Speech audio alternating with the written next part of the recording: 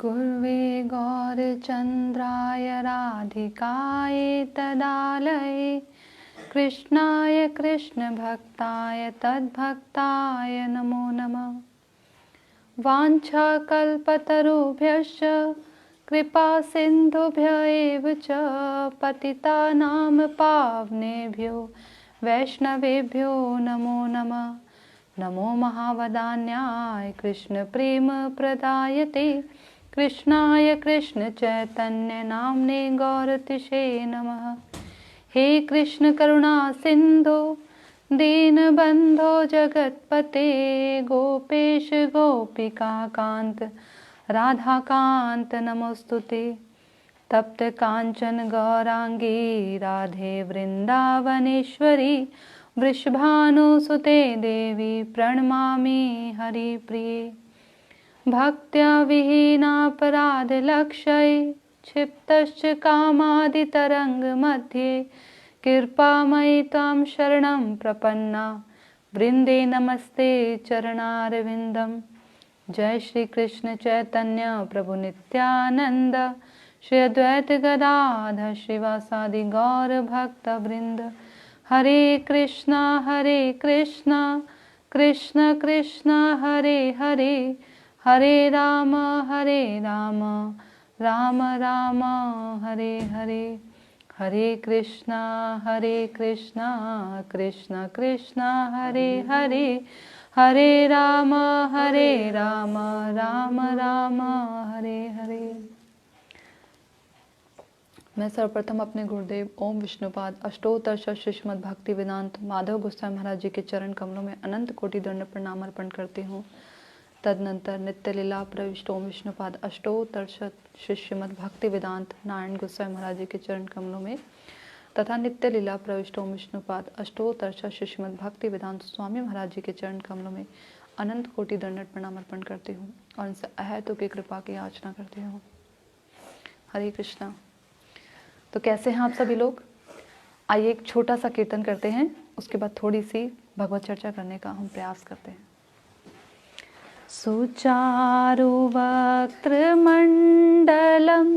सुकर्णरत्नकुण्डलं सुचर्चिताङ्गचन्दनं नमामि नन्दनन्दनं।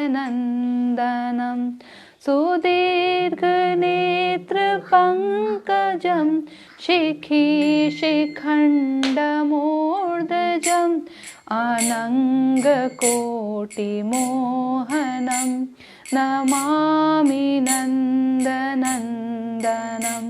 सुनासिकाग्रमौक्तिकं स्वच्छन्ददान्तपान्तिकं नवाम्बुदाङ्गचिक्कणं नमामि नन्दनन्दनं।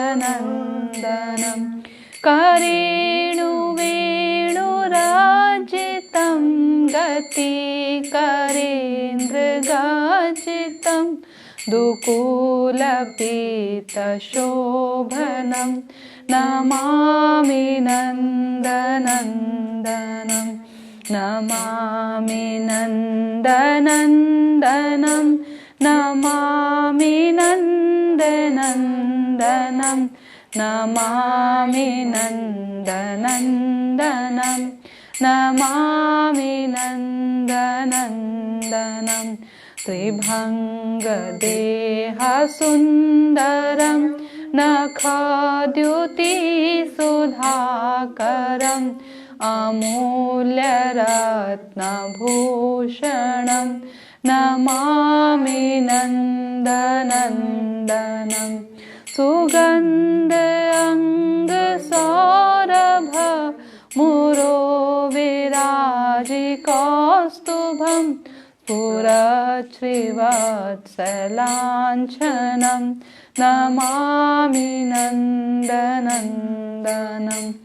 नमामि नन्दनन्दनं नमामि नन्दनन्दनं नमामि नन्दनन्दनं नमामि नन्दनन्दनं। वृन्दावनेश्वरी वृन्दावन सुनागरं विलासनोगवाससं सुरेन्द्रगर्वमोचनं नमामि नन्दनन्दनं नमामि नन्दनन्दनं नमामि नन्दनन्दनं नमामि नन्दनन्दनं नमामि नन्दनन्दनं व्रजाङ्गनासुनायकं सदा सुखप्रदायकं जगन्मनः प्रलोभनं नमामि नन्दनन्दनं नमामि नन्दनन्दनं नमामि नन्दनन्दनं नमामि नन्दनन्दनं नमामि नन्दनन्दनं श्रीनन्दनन्दनाष्टकं पठेद्य श्रद्धयान्विता तरेदभावेदुस्तरं नमामि नन्दनन्दनं तरेदभावेदुस्तरं लपेतताङ्घ्रियुग्मकं नमामि नन्दनन्दनं नमामि नन्दनन्दनं नमामि नन्दनन्दनं नमामि नन्दनन्दनं। हरे कृष्णा। तो आइए एक बहुत सुंदर सा श्लोक भगवान के चरण कमलों की महिमा को दर्शाता हुआ, ये बहुत सुंदर श्लोक है। ये वो श्लोक है जब भगवान द्वारका नगरी में, हस्तिनापुर से जब भगवान आ रहे थे और द्वारका नगरी में भगवान ने प्रवेश किया था, उस समय वहाँ के जो प्रजाजन थे उन्होंने ये बात भगवान से कही थी। क्या? नतः स्मते नाथ सदा अंग्रि पंकजम विरिंच वैरिच्य सुर इंद्र वंदितम परायणम क्षेमम इच्छताम परम न यत्र कालः प्रभवेत परः प्रभु। हे प्रभु, ब्रह्मा आदि पर भी अपना प्रभाव विस्तार करने वाला काल तक जिन श्री चरण कमलों के ऊपर किसी प्रकार का प्रभुत्व स्थापित करने में समर्थ नहीं हो पाता, जो श्री चरण कमल इस संसार में अपने चरम कल्याण की अभिलाषा करने वालों के लिए परम आश्रय हैं, ब्रह्मा, उनके पुत्र सनक आदि ऋषि एवं देवराज इंद्र आदि अन्य अन्य देवतागण भी जिन चरण कमलों की वंदना किया करते हैं, आपके उन श्री चरण कमलों में हम सदा सर्वदा प्रणाम करते हैं। तो कितना सुंदर श्लोक है और कितनी सुंदर भगवान से ये प्रार्थना है, उनके हृदय की जो बात है। जिस विरह की अग्नि में द्वारका के लोग जल रहे थे भगवान के हस्तिनापुर चले जाने पर, तो बहुत समय के बाद वो विरह की अग्नि भगवान को देखकर शांत हुई थी। जैसे कि जो चातक पक्षी होता है वो मात्र केवल जो स्वाति नक्षत्र में गिरी बूंदे होती है ना, वर्षा ऋतु की जो बूंदे होती हैं स्वाति नक्षत्र में, केवल उन्हीं का ही वर्ण करता है, उन्हीं को ही पीता है, उसके अलावा किसी और को नहीं पीता, नहीं लेता। चाहे फिर कितनी भी वर्षा ऋतु हो जाए, कैसे भी हो जाए, और किसी को ग्रहण नहीं करेगा, वर्ण नहीं करेगा। केवल जो स्वाति नक्षत्र में गिरी जो जल की बूंदें होंगी उन्हीं को ग्रहण करता है। यदि उससे ये कह भी दिया जाए कि तुम्हें इतनी प्यास लग रही है और तुम अपनी प्यास बुझाने के लिए थोड़ा सा जल, कोई और जल ग्रहण कर लो, तो वो नहीं ग्रहण करता, चाहे फिर वो तड़प तड़प कर अपने प्राण ही क्यों ना त्याग दे। ठीक इसी प्रकार से जो द्वारका नगरी के जो प्रजाजन हैं, जो लोग हैं वहाँ पर, जो भगवान के भक्त हैं, वो भी केवल और केवल भगवान के ही आने की प्रतीक्षा, उन्हीं की कृपा दृष्टि की आस लगाए हुए हैं। उन्हें और किसी की आवश्यकता नहीं, किसी और की कृपा अवलोकन की आवश्यकता नहीं। जैसे कि एक बार जो ये रासलीला के समय जब भगवान अंतर्ध्यान हो गए थे, उस समय बीच में, तो भगवान को जो गोपियां हैं, कृष्ण को, वो सब जगह ढूंढती हैं, परंतु उन्हें कहीं मिलते नहीं। तो क्या होता है कि भगवान कृष्ण उनसे हास परिहास करने के लिए चतुर्भुज रूप में गोपियों के समक्ष खड़े हो जाते हैं। तो गोपियां उन्हें देखती हैं और ये सोचती हैं कि ये लग तो हमारे कृष्ण जैसे ही रहे हैं, परंतु हमारे कृष्ण हैं नहीं। तो वो उन नारायण को भी प्रणाम करते हुए आगे बढ़ जाती हैं, अपने कृष्ण को ढूंढती हैं। क्योंकि उन्हें केवल कौन, उनके जो विरह की ज्वाला है उसको कौन शांत कर सकता है? ब्रजेंद्र नंदन श्याम सुंदर, और कोई नहीं शांत कर सकता। तो ऐसी जो विरह वेदना है, जो प्रजाजन महसूस कर रहे हैं, तब ये भगवान से, भगवान की महिमा में भगवान से प्रार्थना करते हैं और कहते हैं कि हे प्रभु, ब्रह्मा आदि पर भी अपना प्रभाव विस्तार करने वाला काल तक जिन श्री चरण कमलों के ऊपर किसी प्रकार का प्रभुत्व स्थापित करने में समर्थ नहीं हो पाता, ब्रह्मा आदि जो देवता गण हैं, ब्रह्मा की जो आयु है, उनका जो केवल दिन है वो 1000 चतुर्युग के बराबर है। जब 4 चतुर्युग जो होते हैं, सतयुग, त्रेता युग, द्वापर युग और कलयुग, ये जब 1000 चतुर्युग, 1000 जो चक्र है उसको कंप्लीट करते हैं, तो उनका दिन होता है उतनी ही बड़ी उनकी रात्रि होती है। 1000 चतुर्युग के बराबर 1000 चक्र जब पूरा करता है तो दिन और रात मिलकर होते हैं। तो ऐसे ब्रह्मा जी के 100 वर्ष होते हैं। तो कह रहे हैं कि ब्रह्मा आदि देवता पर भी ऐसे देवतागण की भी आयु है। मनुष्य का जो 100 वर्ष की आयु कही जाती है मनुष्यों की, लगभग जो कलयुग में बोली गई है, उनका जो ये देवतागण हैं, उनका वो 1 दिन के बराबर माना जाता है। तो ऐसे ही दिव्य जो उनके जो दिन हैं, जो लगते हैं कि हमारे हिसाब से, हमारी गणना के हिसाब से लगते हैं कि कभी ना समाप्त होने वाली गणना है, इतनी लंबी गणना होती है, इसीलिए देवताओं को अमर कह दिया जाता है। वास्तव में अमर है नहीं, परंतु क्योंकि हमारे हिसाब से उनकी जो जीवन की जो गणना है अत्यधिक बहुत ज्यादा होती है, इसलिए उन्हें ये कह दिया जाता है कि अमर है। तो कह रहे कि ब्रह्मा आदि पर भी अपना विस्तार दिखाते हैं, अपने प्रभाव का। कौन? काल। सब पर काल विस्तार दिखाता है ना, अपना प्रभाव दिखाता है। इस संसार में भी हम देखते हैं कि कोई भी वस्तु है, कोई भी जड़ चीज, कोई भी, वो सभी काल के प्रभाव से समाप्त हो जाती हैं।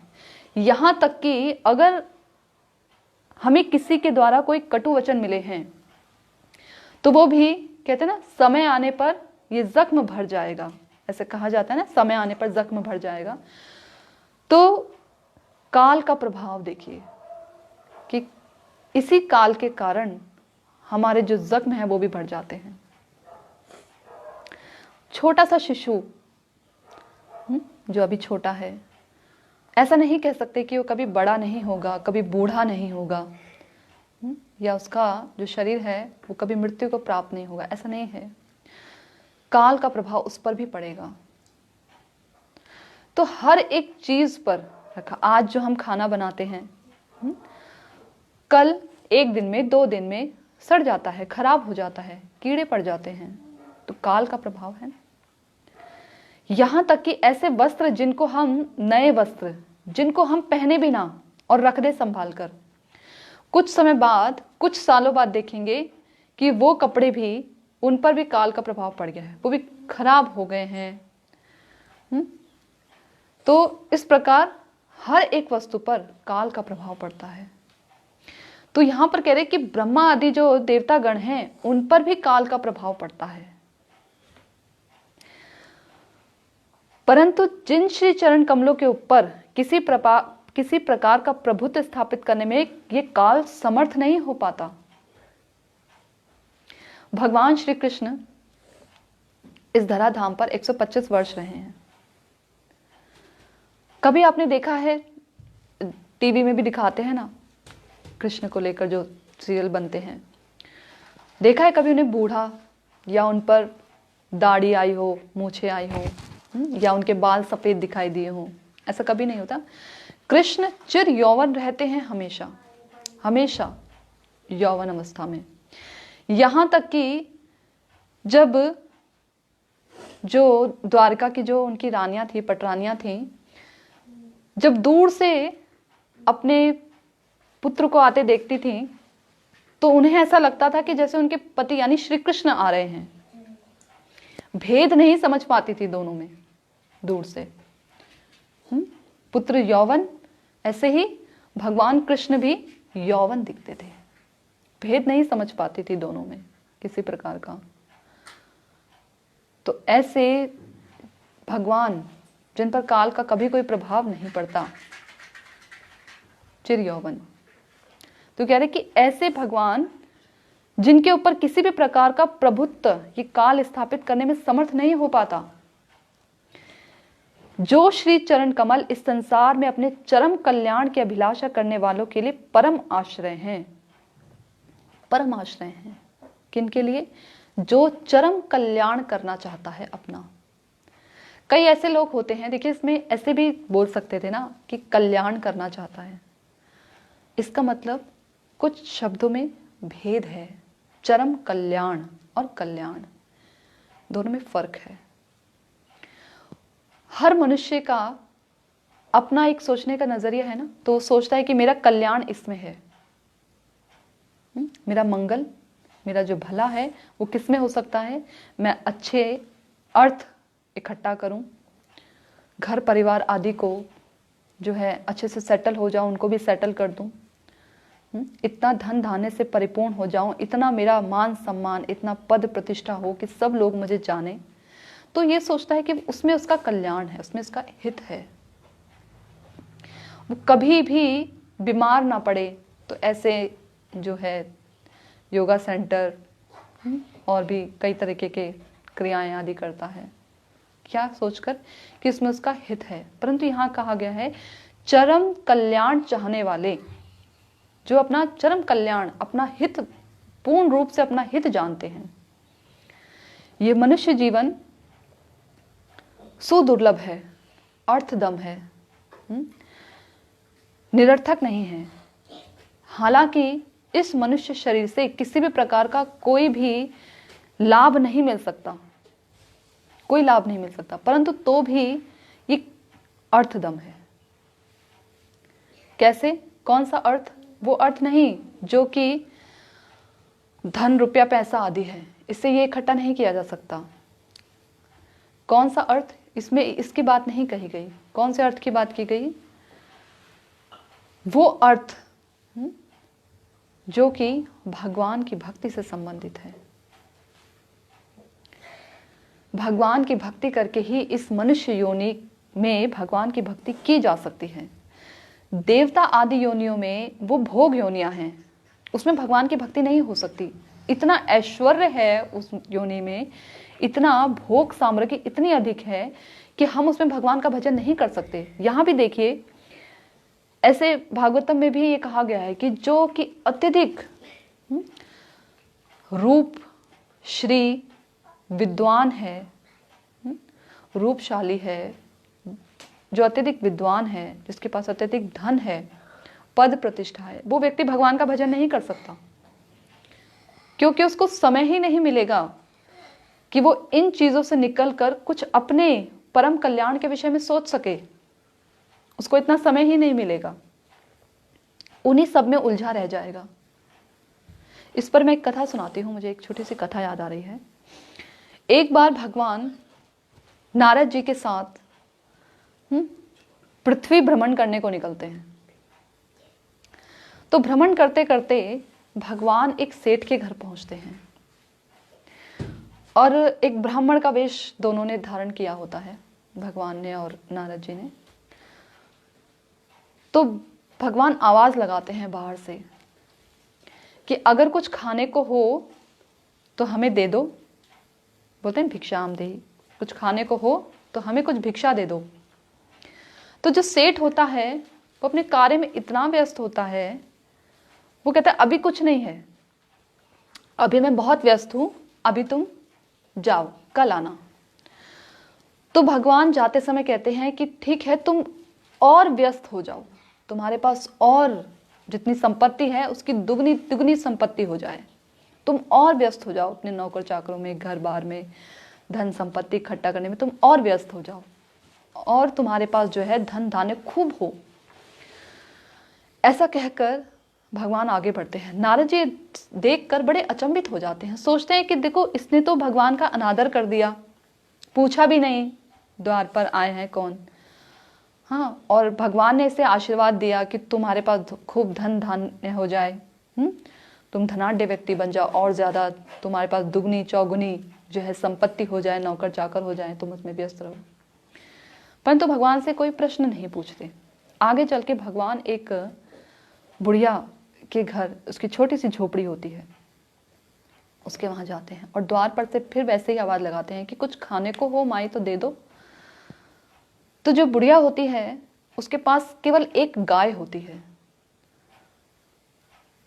तो वो दोनों ब्राह्मणों को, भगवान और नारद जी को जिन्होंने ब्राह्मण वेश धारण किया होता है, उन दोनों को अंदर बुलाती है और उसके पास बैठने का कोई चारपाई भी, कोई साधन नहीं होता। तो वो एक फटी हुई चटाई पर उसको अच्छे से सहेज कर साफ करके उन दोनों को वहां बिठाती है और गाय का जो दूध होता है वो निकाल कर उन दोनों को देती है। और भगवान उस दूध को पीते हैं। उसके बाद जब जाते हैं भगवान, तो भगवान कहते हैं कि तुम्हारा सब कुछ नष्ट हो जाए, तुम्हारे पास एक गाय है वो भी मर जाए, नष्ट हो जाए। अब नारद जी बड़े अचंभित हो जाते हैं, अब उनसे रहा नहीं जाता। वो सोचते पहले वाले व्यक्ति को भगवान ने जो है वरदान दिया तो चलो ठीक है, भगवान इच्छा जैसी भगवान की मर्जी। परंतु भगवान अभी तो इसने हमें दूध भी पिलाया, बैठने को आसन भी दिया, उसने तो हमें ना आसन दिया ना उसने हमें कुछ दिया, अंदर से ही बोल दिया कि अभी कुछ नहीं है, जाओ कल आना, मैं बहुत व्यस्त हूं। और इसने हमें बिठाया, हमसे प्रेम पूर्ण बातें की और हमें दुग्ध भी दिया। फिर भी जो है भगवान ने इसे ऐसा श्राप क्यों दिया? बेचारी के पास एक ही तो गाय थी, उसको भी भगवान ने बोला जाओ ये भी मर जाए। तो नारद जी अपना कौतूहल प्रश्न भगवान से पूछ लेते हैं। भगवान मुस्कुराते हुए नारद जी के प्रश्नों का उत्तर देते हैं और कहते हैं कि हे नारद, जिस सेठ को मैंने ये वरदान दिया था वो वास्तव में वरदान नहीं, बल्कि हर जन्म में हर वक्त वो उलझा रहे, इतना उलझा रहे कि वो मुझे उसे मुझे याद करने का समय भर भी ना हो, क्षण भर के लिए भी उसे समय ना मिले कि वो मुझे याद कर सके, इतना समय भी उसे ना मिले। वो इतना उलझा रहे अपनी धन संपत्ति में, अपने घर वैभव को बढ़ाने में, इतना चौगुना हो जाए उसका संपत्ति, इतने नौकर चाकर कि वो उसी में व्यस्त रहे और जन्म मरण के इस संसार चक्र में वो घूमता रहे। वही वो बुढ़िया जो थी वो थोड़ा बहुत मेरा नाम लिया करती थी, परंतु उस गाय के कारण वो मेरा नाम नहीं ले पाती ठीक ढंग से। उसको जो समय है वो पूर्ण रूपेण मुझ पे शरणागत नहीं हो पाती, थोड़ी आसक्ति उसकी उस गाय में भी है। तो मैंने उसको ये कहकर कि उसकी एक जो गाय है वो भी मर जाए, उसकी आसक्ति को खत्म किया है ताकि वो पूर्ण रूपेण मेरे प्रति समर्पित हो जाए और इसी जन्म में वो मेरे पास आ जाए। तो भगवान और उनके भक्तों का जो देखने में लगता है अभिशाप है, परंतु वास्तव में वरदान होता है। भगवान का वरदान भी वरदान है, उनके भक्तों का वरदान भी वरदान है और उनका अभिशाप भी वरदान है। किसी प्रकार की कोई भगवान कभी अमंगल हो ही नहीं सकते। मंगल भवन अमंगल हारी। अरे ऐसा हम कैसे कह सकते हैं कि सूर्य है और अंधेरा है? जहां सूर्य है वहां अंधकार कैसे हो सकता है? ऐसा नहीं हो सकता। भगवान परम मंगलमय हैं, तो अमंगल कैसे हो सकता है? भगवान से संबंधित उनकी जितनी भी तदीय वस्तु हैं वो सब की सब मंगल सूचक हैं। मंगल श्री गुरु गौर मंगल मूर्ति, मंगल श्री राधा कृष्ण युगल प्रीति, सब कुछ मंगल है। भगवान की कथाएं, उनका नाम, सब कुछ मंगलमय है। ऐसा नहीं हो सकता कि हम भोजन करें और हमारी भूख ना मिटे।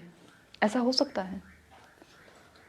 ऐसा नहीं हो सकता। अगर हम भोजन कर रहे हैं और कोई ये कहे कि मैं भोजन तो कर रहा हूं लेकिन ना मेरी भूख नहीं मिट रही, तो इसका अर्थ क्या है? इसका अर्थ है उसको कोई बीमारी है, तभी तो उसकी भूख नहीं मिट रही।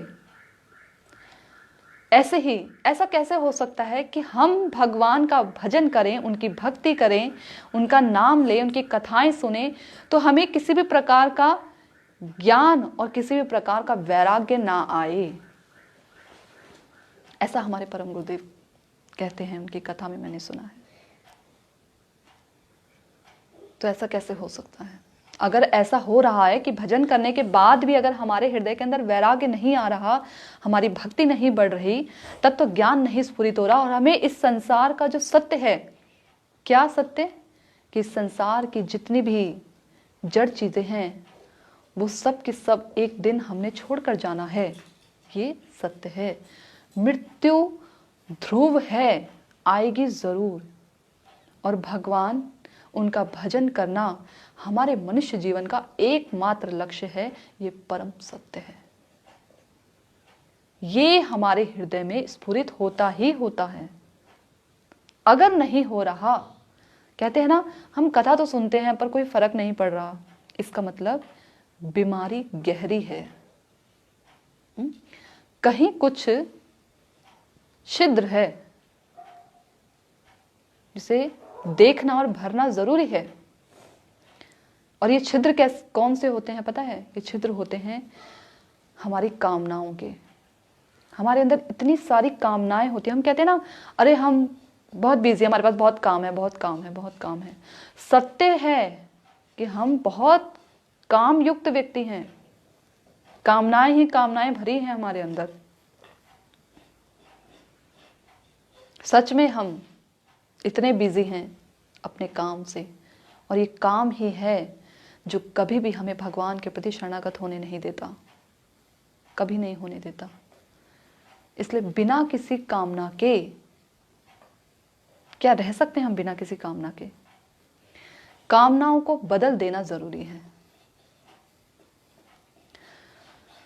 तो इसलिए तो यहां पर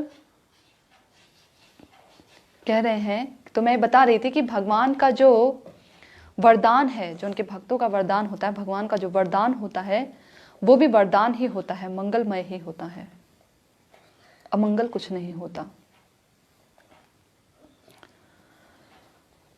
तो कह रहे कि अपने चरम कल्याण की अभिलाषा करने वालों के लिए परम आश्रय हैं ऐसे भगवान के चरण कमल, दोनों चरण कमल। भगवान के जो चरण हैं उनमें कुछ चिन्ह अंकित होते हैं।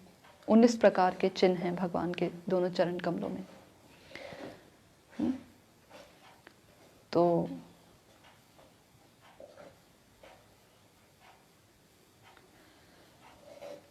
ऐसे जैसे कि कमल, छत्र और शक्ति और चक्र हो गया, अष्टभुज है, जम्बू फल है, स्वस्ति जो स्वस्ति का जो चिन्ह होता है, ऐसे ऊर्ध्व जो रेखा होती है, ऐसे अनेकानेक भगवान के 19 चरण चिन्ह, 19 चिन्ह हैं भगवान के चरण कमलों में, जिनका अपना अपना एक बहुत सुंदर महत्व है। जैसे कि कमल है, भगवान के चरणों में एक कमल का चिन्ह है, तो उसका अर्थ यह है कि जो लोग भगवान के चरण कमलों के प्रति सरेंडर्ड होते हैं, शरणागत होते हैं, जैसे कि कमल का फूल प्रफुल्लित रहता है, ऐसे ही भगवान का भजन करने वालों का जो मन है, जो उनकी आत्मा है, वो हमेशा प्रफुल्लित रहती है, सुगंध युक्त रहती है, सुगंध से भरपूर रहती है, ताजी रहती है, खिला खिला रहता है। शंख है, शंख, जैसे कि शंख बजाने से कहा जाता है जो आसपास के जो नेगेटिव जो वाइब्रेशंस होती हैं वो दूर चली जाती हैं। यहाँ तक ये भी कहा जाता है कि जो भूत पिशाच होते हैं ना, ये भी शंख की आवाज़ से दूर भाग जाते हैं। तो भगवान का जो शंख है वो विजय का जो है द्योतक है, कि जो भगवान की भक्ति करते हैं उनका कभी भी, वो कभी भी पराजित नहीं होते, उनकी हमेशा विजय होती है, चाहे अनर्थों से विजय हो जाए या इस भौतिक तल पर, हर जगह वो कभी पराजित नहीं होते। ऐसे भगवान के जो चिन्ह है उनका एक अपना अपना एक वैशिष्ट्य है। तो कभी हम इनके ऊपर विस्तार से करेंगे, कभी समय मिला तो, अभी इसी पर चर्चा करते हैं। तो ऐसे जो भगवान के चरण कमल हैं, जो इन चिन्हों से युक्त हैं, ऐसे लोग जो अपने चरम कल्याण की अभिलाषा करते हैं, वो केवल और केवल भगवान के चरण कमलों को पकड़ कर रखते हैं, उन्हें छोड़ना नहीं चाहते। एक बार जब भगवान मथुरा गमन के लिए चले गए थे, मथुरा चले गए थे, तो नंद बाबा बहुत रोया करते थे, भगवान की याद में सताती थी, उन्हें बहुत याद आती थी।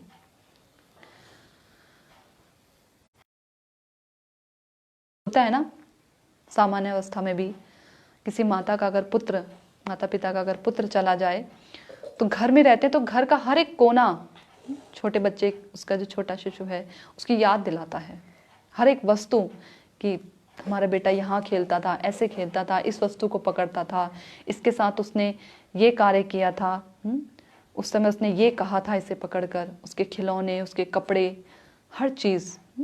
तो ऐसे ही नंद बाबा को घर का हर एक कोना कृष्ण की याद दिलाता था, हर एक कोना। तो सोचते थे कि मैं इस याद से बाहर निकल जाऊं ताकि कुछ अन्य कार्य तो करूं। तो वो ये सोचकर जब अपने घर से बाहर निकलते थे तो उन्हें और ज्यादा कृष्ण की याद आती थी। कैसे? जब वो भूमि पर देखते थे भगवान के जो चरण चिन्ह हैं उनको अंकित देखते थे, तो उन्हें देख देख कर और नंद बाबा और रोने लग जाते थे। यमुना के किनारे जाते थे तो और उन्हें उत्प्रेरित होते थे, बहुत ज्यादा उन्हें याद आने लग जाती थी, और ज्यादा वो दुखी हो जाते थे, और ज्यादा रोने लग जाते थे। तो भक्त भगवान के चरण कमलों को कभी भूलना नहीं चाहता, और भूल भी नहीं पाता जिसने एक बार चरण कमलों का आस्वादन कर लिया हो। श्रील रूप गोस्वामी जी, एक बहुत सुंदर उनका एक भजन है, कृष्ण देव भवंतम वंदे। इसमें एक लाइन है ना, मन मानस मधुकर मधुपर अर्पया निज पद पंकज मकरंदे। तो भगवान के जो रूप गोस्वामी जी ऐसी प्रार्थना करें कि जो मेरा मन रूपी भ्रमर है वो आपके चरण रूपी कमलों पर हमेशा मंडराता रहे। निज पद पंकज मकरंदे, ऐसे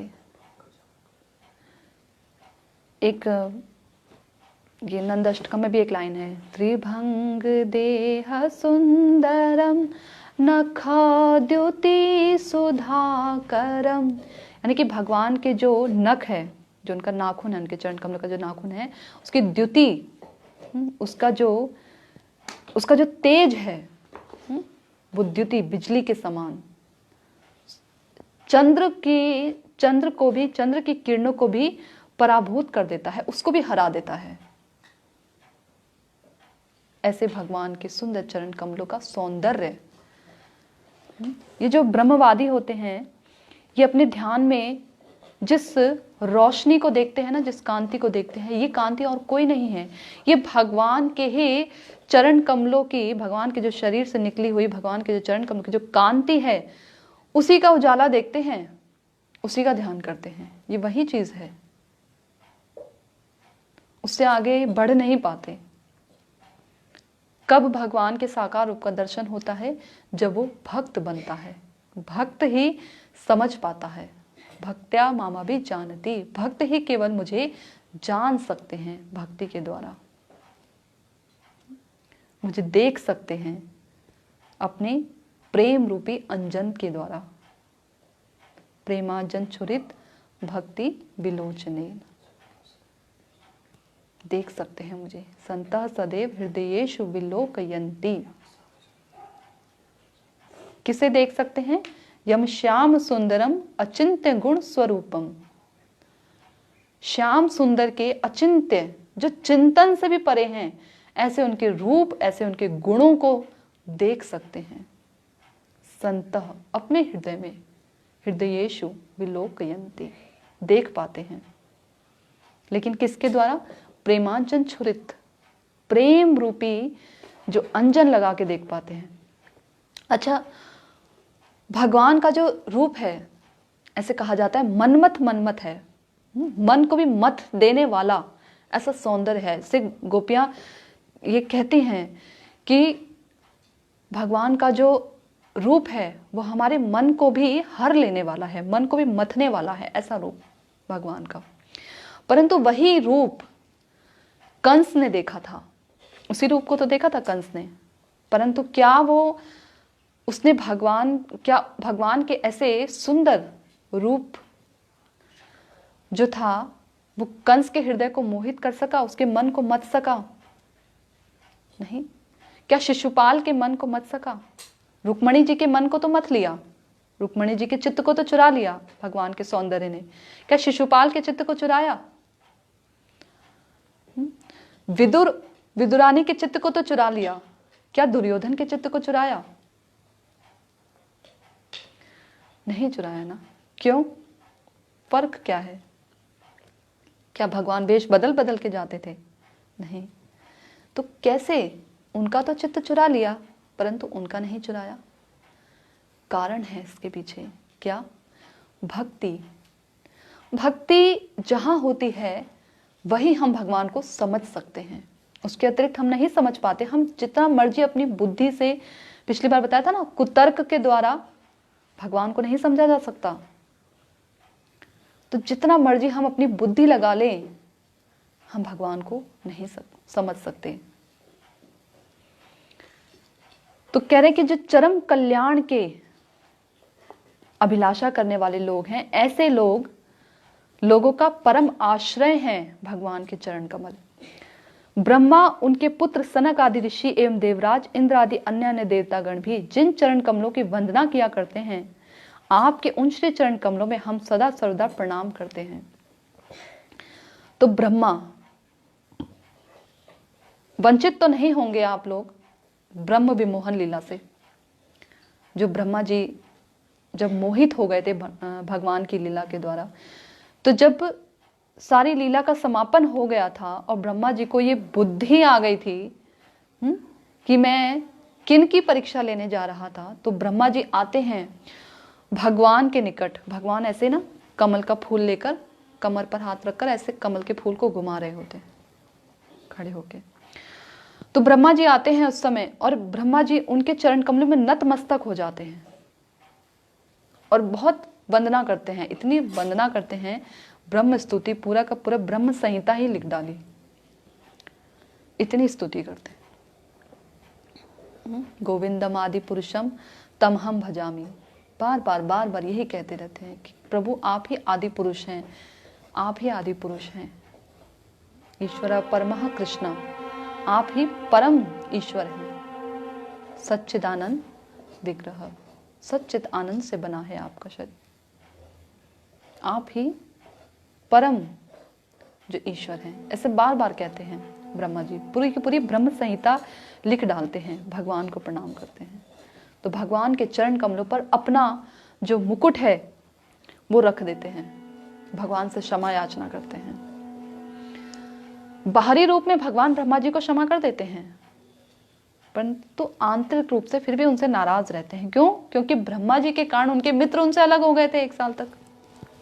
वहीं इंद्र ने भी की थी ना गोवर्धन, जो भगवान ने गोवर्धन लीला की थी, तो इंद्र ने जो वर्षा ऋतु कर दी थी अनेकानेक प्रकार से, कष्ट दिया था ब्रजवासियों को। तो वो भी आते हैं, भगवान के चरण कमलों पर गिरते हैं, सुरभि गाय को लेकर आते हैं कि भाई क्या पता भगवान क्षमा ना करें तो अपनी प्रिय सुरभि गाय को देखकर क्षमा कर दें। और आते हैं गोविंद कुंड, जो हम परिक्रमा करते भी हैं गिरिराज गोवर्धन के पास। तो जब आते हैं तो अब वो भी अपना जो मुकुट है भगवान के चरण कमलों पर धरते हैं। भगवान उनको क्षमा कर देते हैं और साथ में प्रसन्न भी होते हैं। अपराध देखिए, गलती दोनों से हुई थी, ब्रह्मा जी से भी और इंद्र से भी, परंतु तो भी भगवान ने, इंद्र की गलती पर भगवान इतने कुपित नहीं हुए थे। क्यों? क्योंकि इंद्र की गलती के कारण जितने भी ब्रज के लोग थे वो एक ही छत के नीचे, गोवर्धन शिला के नीचे आ गए थे और 7 दिन 7 रात तक बेरोक टोक, जैसे गोपियों को बड़ी ही मुश्किल से भगवान का दर्शन होता था, बड़ी ही जो है छुप छुपा के दर्शन करना पड़ता था, भगवान को देखना पड़ता था। तो अब बिना रोक टोक के वो भगवान का दर्शन कर पा रहे थे सभी लोग, बिना बेरोक टोक के। तो इतना अधिक कुपित नहीं थे इंद्र से। तो कहने का आशय यह कि ब्रह्मा आदि जो देवता गण भी हैं भगवान के चरण कमलों पर नतमस्तक होते हैं, नतमस्तक होते हैं। कल मैं एक कार्यक्रम में गई थी, तो उस कार्यक्रम में शुरू से लेकर एंड तक ठीक था, परंतु अंत में जब वो जय ध्वनि दे रहे थे ना, वो लोग जब जय ध्वनि दे रहे थे, तो उस जय ध्वनि में सभी देवी देवताओं के और सबका नाम ले लिया था। कहने का आशय यह है कि भगवान से बढ़कर, भगवान के बराबर भी कोई नहीं है, भगवान से बढ़कर तो दूर की बात है। जितने भी ये देवी देवता हैं ये सब के सब भगवान के दास होते हैं, सेवक होते हैं।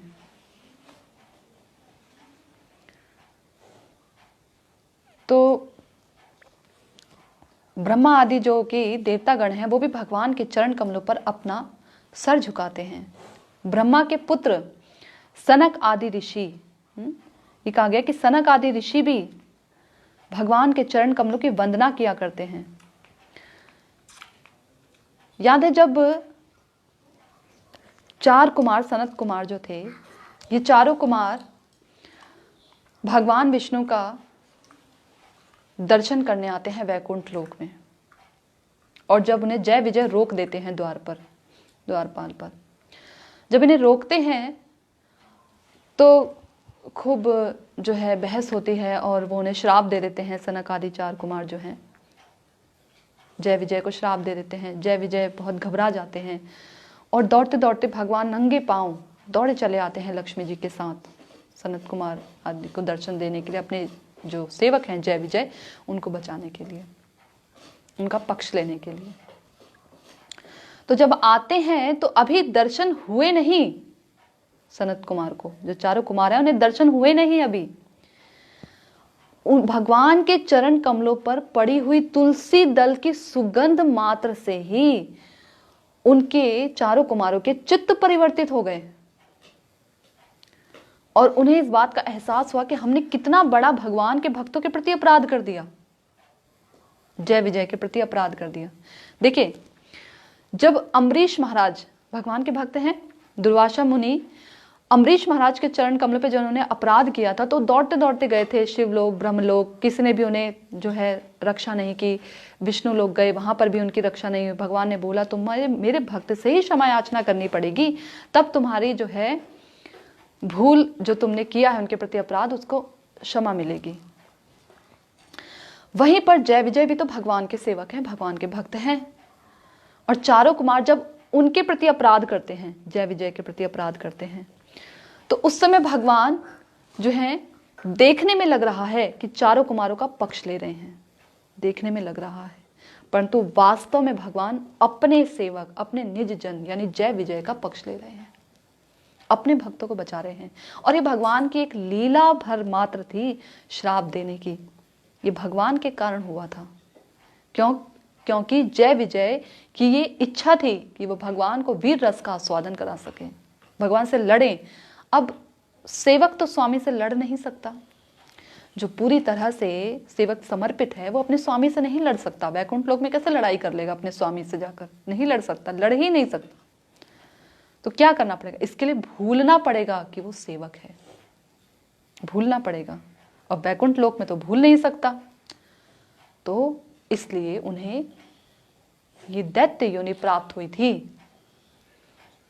कि वो भगवान के विरोधी होकर जो है पृथ्वीलोक में आए, भगवान से युद्ध करें और वीर रस का आस्वादन कराएं। ये भगवान की पूरी इच्छा भगवान की थी। वरना वहां पर भी तो अम्बरीश महाराज के चरण कमलों पर अपराध किया था दुर्वासा मुनि ने, तो भगवान ने तो वहां उनसे बोला कि तुम जाओ उनसे क्षमा मांगो, तुमने तो अपराध कर दिया।